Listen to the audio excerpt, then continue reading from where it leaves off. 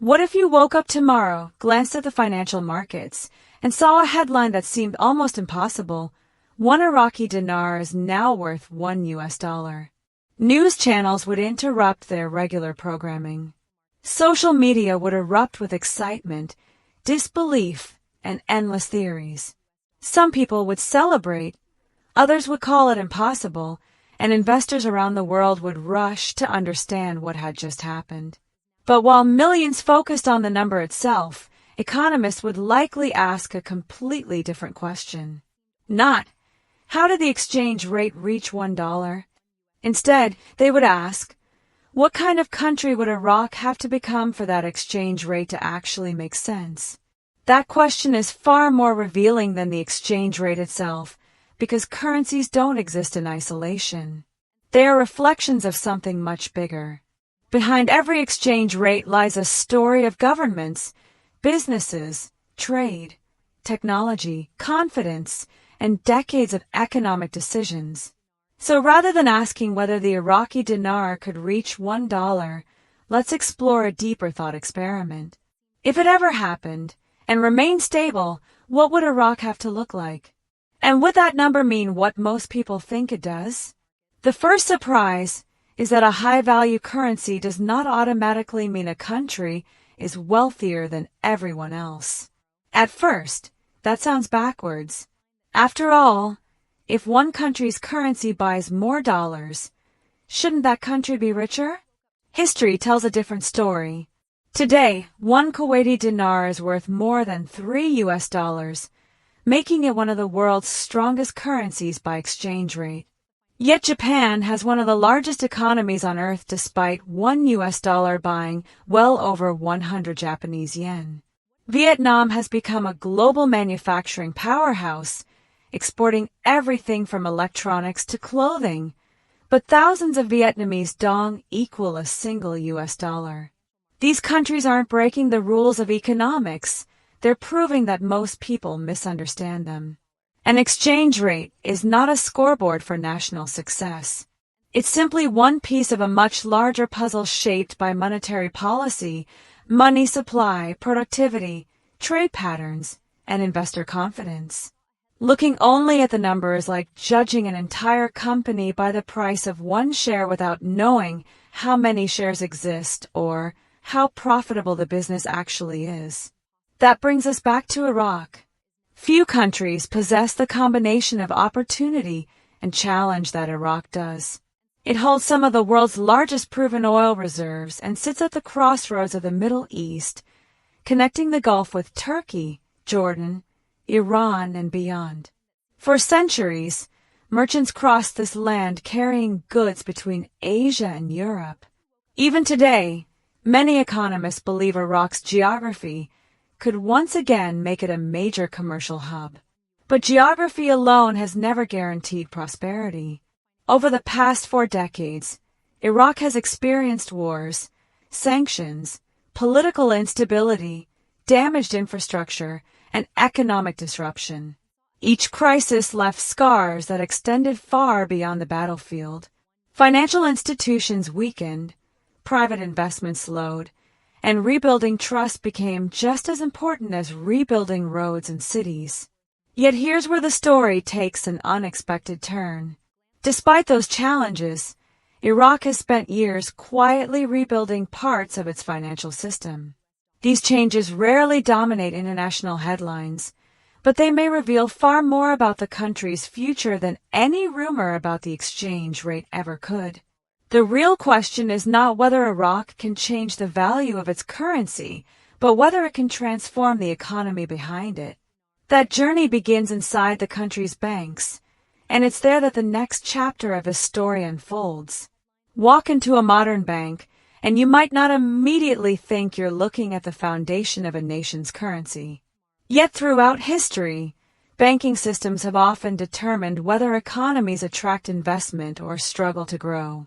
That's one reason Iraq's financial reforms have received so much attention from economists, even if they rarely make front-page news.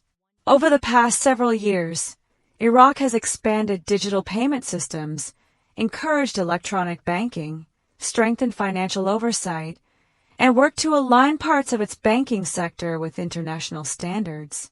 These reforms aren't designed to make headlines or suddenly transform the dinar's value. Their purpose is much more practical, reducing financial risk, improving transparency, and making it easier for businesses and investors to operate with confidence. But here's a surprising twist. Even if every one of those reforms succeeded, Iraq still wouldn't necessarily have a $1 currency. Why? Because a country's exchange rate is only one tool among many. In some cases, governments actually prefer a relatively lower-valued currency because it helps domestic industries compete in international markets.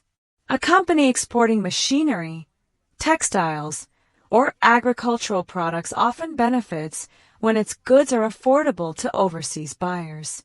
That's one reason why strong economies and high-value currencies don't always go together.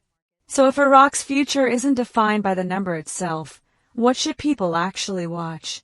Many analysts point to diversification. Today, oil provides the majority of Iraq's export earnings and government revenue. That has brought enormous wealth during periods of high energy prices, but it also creates vulnerability. When global oil prices fall, government budgets can tighten quickly.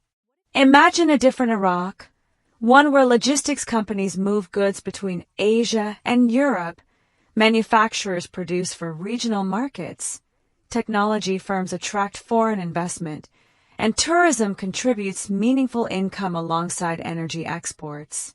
Suddenly, oil becomes one pillar of the economy instead of the entire foundation.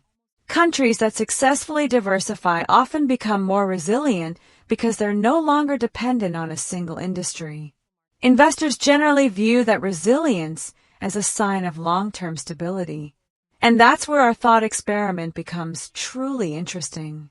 Suppose Iraq reached that level of economic transformation. Businesses are expanding, infrastructure has improved, foreign investment is growing, and the financial system has become increasingly modern. Even then, one question remains unanswered. If the dinar somehow reached $1 under those conditions, what would actually change in the lives of ordinary Iraqis? Would families suddenly become wealthier overnight, or would the reality be far more complicated than the headline suggests? Imagine the announcement finally arrives, not as an internet rumor or a viral social media post, but as a purely hypothetical, carefully managed economic event. The Iraqi dinar is now equal to $1, and financial markets accept the new exchange rate as sustainable. Would every Iraqi suddenly become rich? Probably not, and this is perhaps the biggest misconception surrounding exchange rates. A country's prosperity isn't determined by the number attached to its currency, but by what that currency can actually buy. Economists call this purchasing power. If wages, prices, savings, and the cost of everyday goods adjust alongside the exchange rate, people's real standard of living may change far less than the headline suggests. A stronger currency could make imported products such as smartphones, medical equipment, and industrial machinery less expensive, but it could also make Iraqi-made goods more costly for foreign buyers, reducing export competitiveness unless productivity rose at the same time. The government would face equally important decisions. Because Iraq earns much of its income from oil exports priced in US dollars, managing public finances under a dramatically different exchange rate system would require careful planning. Budget allocations, infrastructure projects, public sector salaries, and long-term investment strategies would all need to be balanced against the country's broader economic goals. In other words, a higher valued currency wouldn't remove the need for sound economic policy, it would make disciplined policymaking even more essential. International investors would also look beyond the exchange rate itself. History shows that businesses invest where they see reliable institutions, clear regulations, dependable infrastructure, skilled workers, and long-term stability. A $1 dinar might capture global attention, but investors would still ask familiar questions. Can contracts be enforced? Is electricity reliable? Can goods move efficiently through ports and transport networks? Those answers often matter far more than the currency's numerical value. This thought experiment ultimately reveals something unexpected.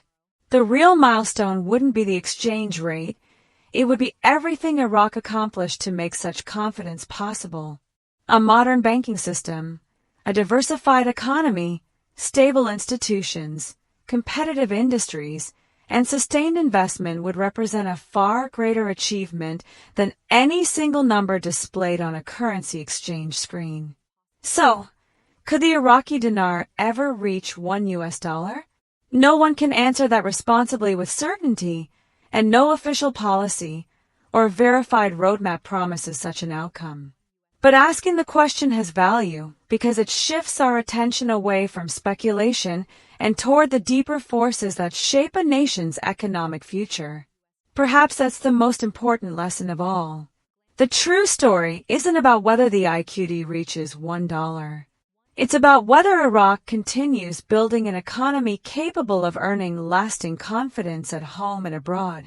If that journey succeeds, history may remember the country's greatest transformation not as a change in exchange rate, but as the moment Iraq fully reclaimed its place as one of the Middle East's most important economic crossroads.